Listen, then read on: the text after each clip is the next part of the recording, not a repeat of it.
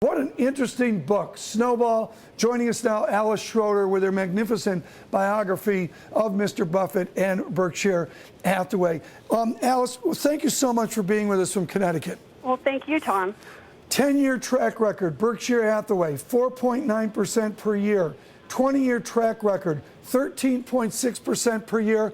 Not bad. Is Warren Buffett a successful investor? He's definitely a successful investor, but the stock has not been performing well in the last couple of years. Does he have cash to deploy? Does he have a little bit of that Steve Jobs cash laying around?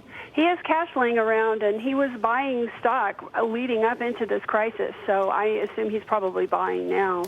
So we look here at the Bloomberg, and you know, I mean, I'm thinking dividend on the Class B or the Class A, whatever that format is. What would you suggest is the mood of Buffett Munger as they look at these challenging times?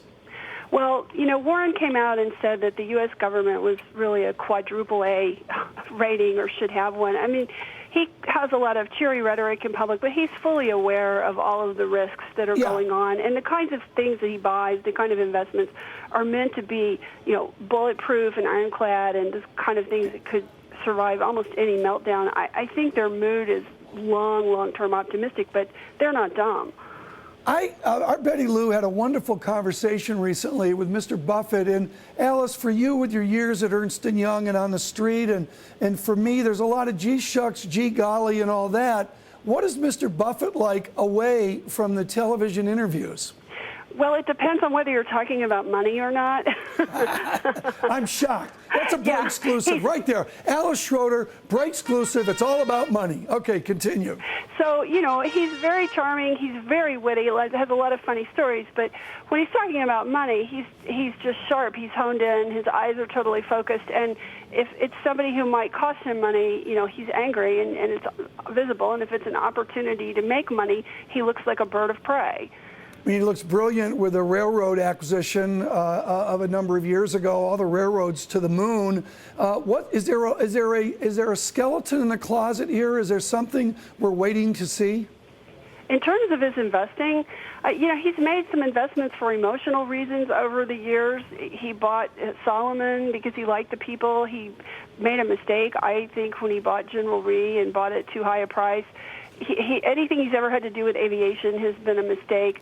A skeleton in the closet is probably too strong, but. Well, I would agree with that. Tell me, we've been showing some footage here of the annual meeting, which borders on worship. When did that begin?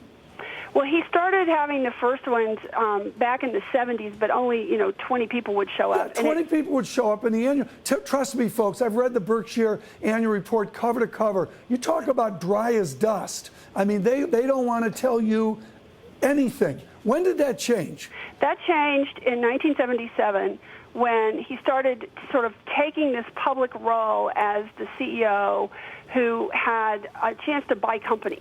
And it became a marketing document for him. On a serious matter, Alice, you know, people sometimes make fun of the gee golly and all shucks. There is some serious wisdom here. What is the single thing that Warren Buffett has done, even with this negative watch? What's the thing he's done that we need to know each and every day as we try to invest and also not lose money? He always looks at the catastrophic risk of any situation, and he never rules it out as impossible. So I think that's something that a lot of people fail to do leading up to the financial crisis, obviously. And that kind of mindset kept him from investing in Bear Stearns, kept him from trying to help Lehman. That's something that we all should be more focused on. I totally agree. Alice Schroeder, thank you so much.